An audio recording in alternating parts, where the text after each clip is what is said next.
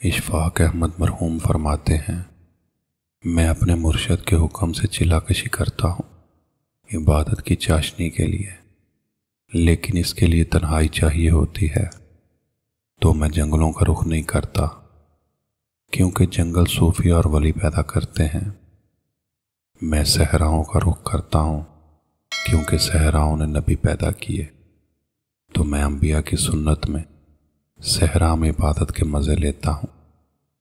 وہ فرماتے ہیں کہ سندھ میں صحرائے تر میں کسی مقام پر ڈیرا لگا رکھا تھا، لیکن بستیوں کے قریب تھا۔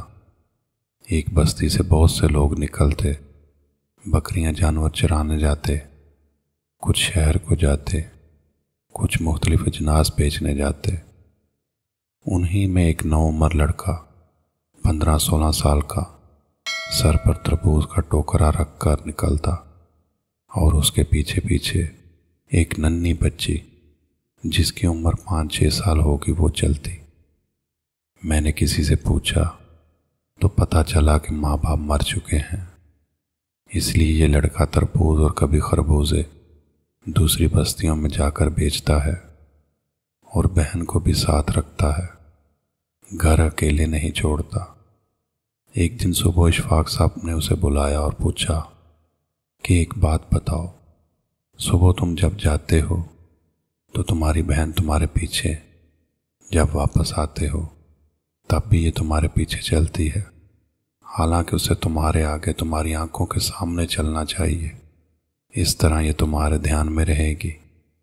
اس پر اس لڑکے نے جو جواب دیا وہ جگر چھلنی کر گیا۔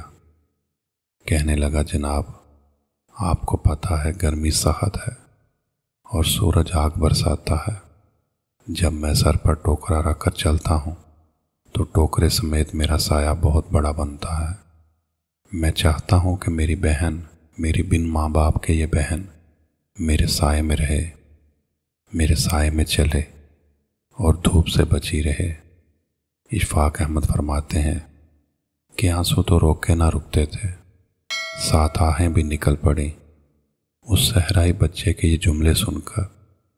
بس اس ان پڑھ نوعمر بچے نے عبادت کے ڈھنگ، بہنوں کے حقوق اور چھوٹوں پر شفقت اور یتیم کی رکھوالی اور انسانیت سب کچھ ان 2 جملوں میں سمجھا دیا۔